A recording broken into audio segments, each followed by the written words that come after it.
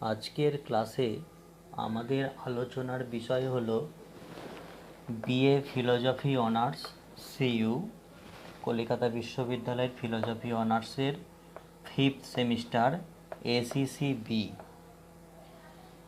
এখান থেকে আমরা বেছে নিয়েছি একটি গ্রন্থ, an enquiry concerning human understanding, David হিউমের লেখা।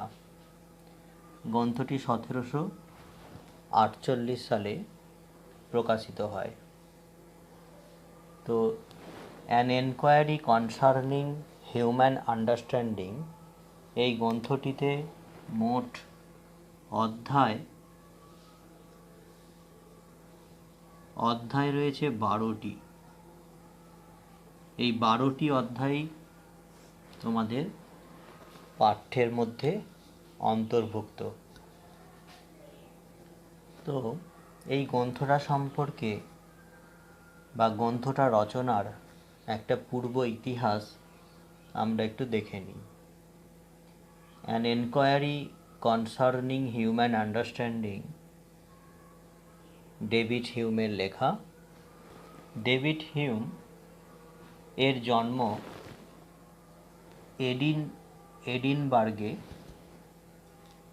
এডিনবার্গে জন্ম 1711 সালে।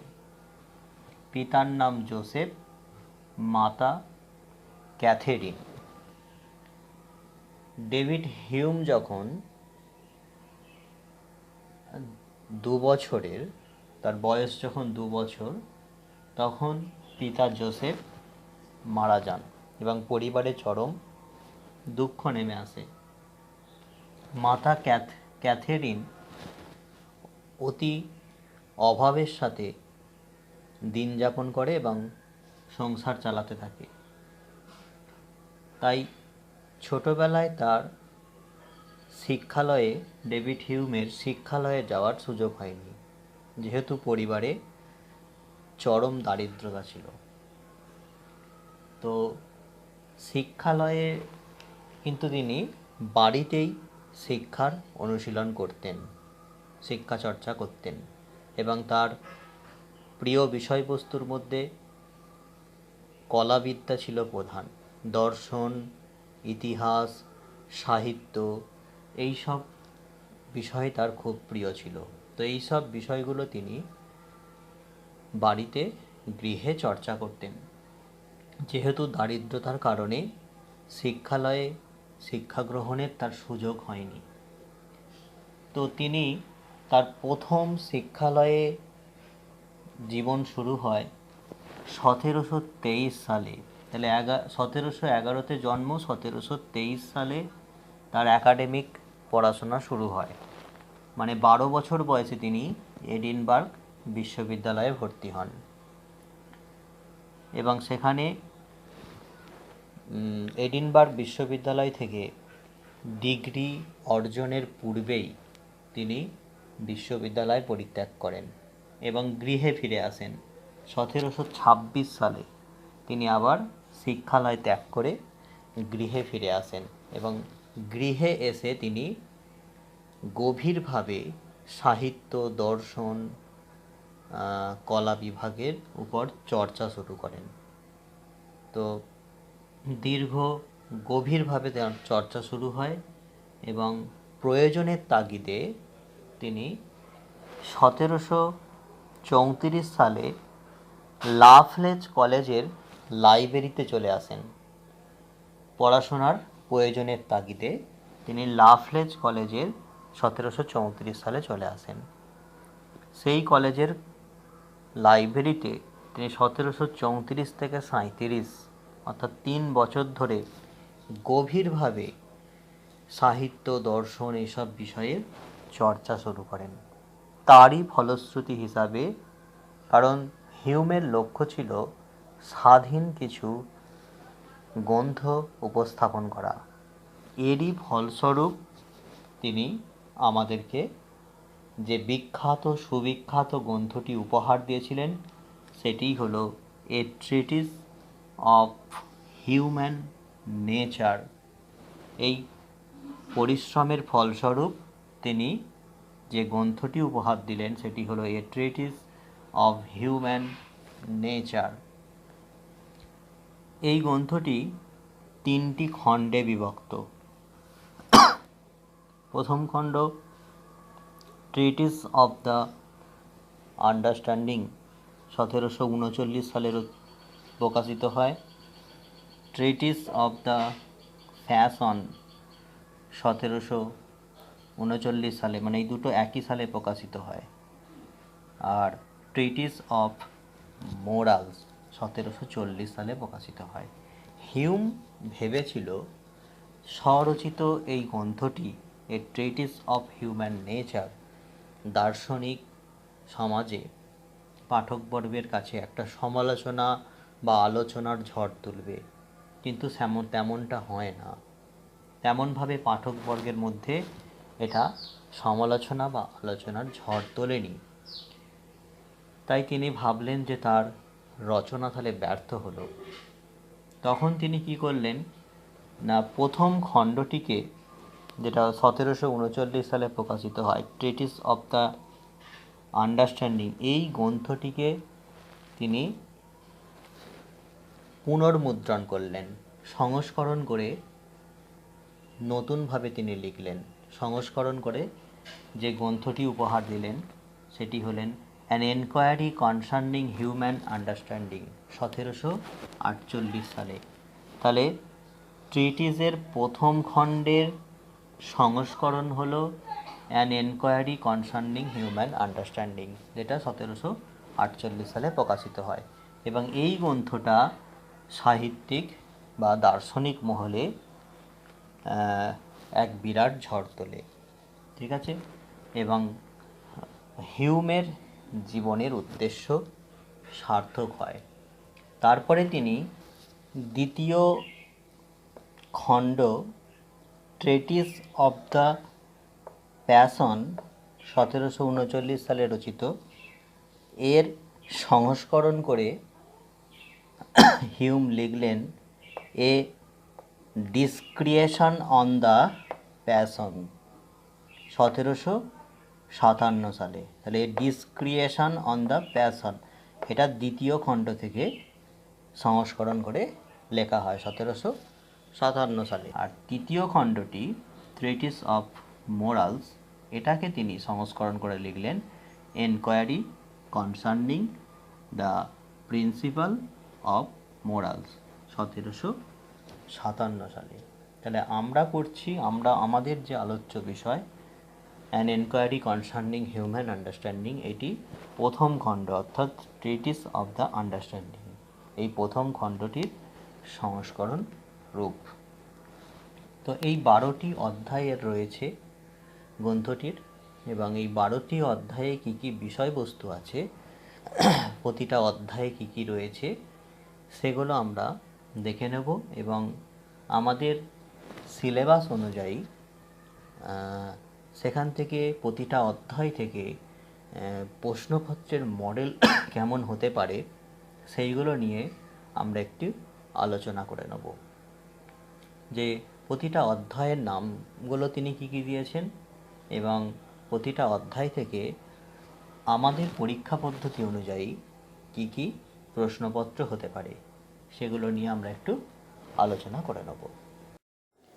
আজকে আমাদের আলোচনার বিষয়ে ক্যালকাটা ইউনিভার্সিটি ফিলোজফি অনার্সের 5th semester an enquiry concerning human understanding by David Hume, এর প্রশ্নপত্রগুলো আমরা এখন আলোচনা করে নেব। চ্যাপ্টার 1, চ্যাপ্টার 1-এ নাম হলো of the different পেসিস of philosophy, different পেসিস of philosophy. এখান থেকে প্রশ্নপত্র কেমন হতে পারে? 1 নম্বর, দার্শনিক হও তবে তোমার দর্শনের মধ্যে মানুষ হয়ে থাকে। এই উক্তিটির মধ্যে দর্শনের প্রতি হিউমের দৃষ্টিভঙ্গি কিভাবে প্রতিফলিত হয়েছে তা ব্যাখ্যা করো। এটা 15 নম্বরের কোশ্চেন। 2 নম্বর, হিউম কিভাবে সহজ ও স্পষ্ট দর্শন, এসে অ্যান্ড অবভিয়াস ফিলোসফি, এবং সুনির্দিষ্ট ও গূঢ়ার্থ দর্শনের মধ্যে পার্থক্য করেছেন, এদের কোনটির প্রতি তিনি পক্ষপাতিত্ব করেছেন? 10+5। 3 নম্বর কোশ্চেন প্রথম অধ্যায় থেকে, হিউম কিভাবে সত্য অধিবিদ্যা ও মিথ্যা অধিবিদ্যার মধ্যে পার্থক্য নির্দেশ করেছেন? তিনি কি সব অর্থেই অধিবিদ্যাকে বর্জন করেছেন? 10+5। আচ্ছা, এখান থেকে 5 নম্বরের কোশ্চেন হতে পারে, হিউম কিভাবে অধিবিদ্যা, সত্য অধিবিদ্যা ও মিথ্যা অধিবিদ্যার মধ্যে পার্থক্য নির্দেশ করেছেন? এটা 5 নম্বরের, মানে এই 10 নম্বরের কোশ্চেনটাই এখানে 5 নম্বরে এইভাবে আসতে পারে। আবার এই কোশ্চেনটার দেখো, সহজ ও স্পষ্ট দর্শন এর মধ্যে হিউম কিভাবে পার্থক্য নির্দেশ করেছেন, এইভাবে এখানে আমরা দুটো 5 নম্বর করতে পারি।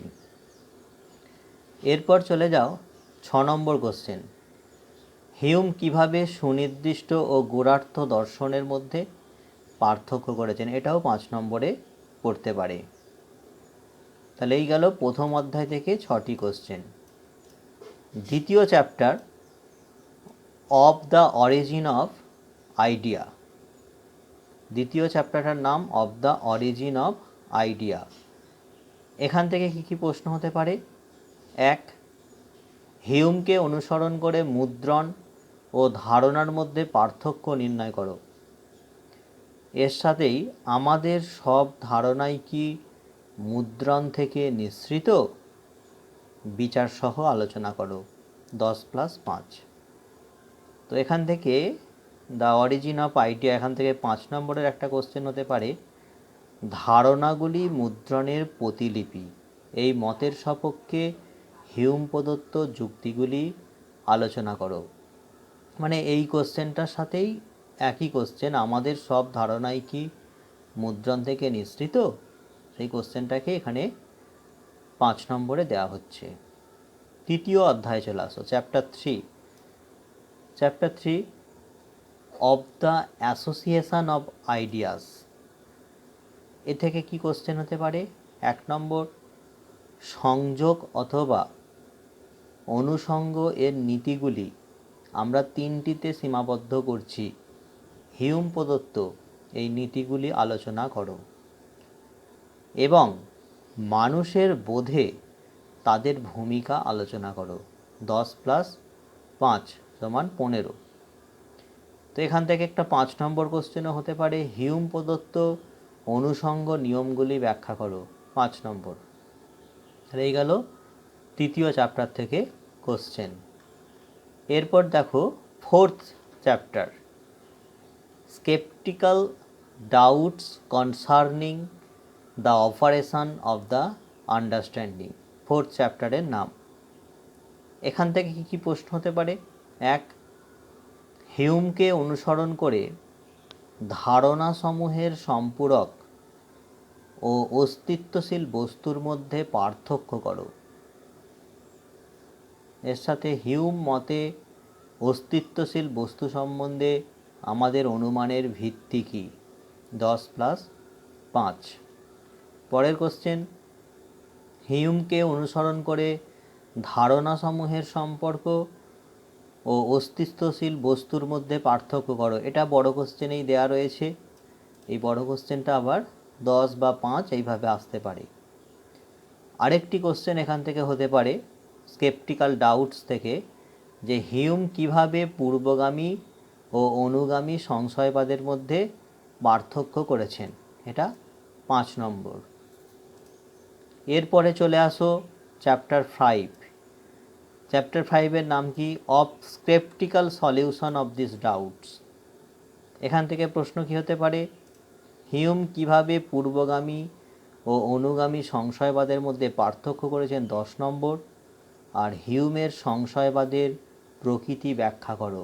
তাহলে 10+5। 6th chapter, of probability. এখান থেকে প্রশ্ন কি হতে পারে? এক সম্ভাব্যতা ও আকস্মিকতা, যেটাকে দৈব বলা হয়, সম্পর্কে হিউমের মত আলোচনা করো। এটা টোটাল 15 নম্বরের কোশ্চেন। বা আর একটা কোশ্চেন এখানে হতে পারে সম্ভাব্যতা সম্পর্কে হিউমের মত আলোচনা করো, এটা 5 নম্বর।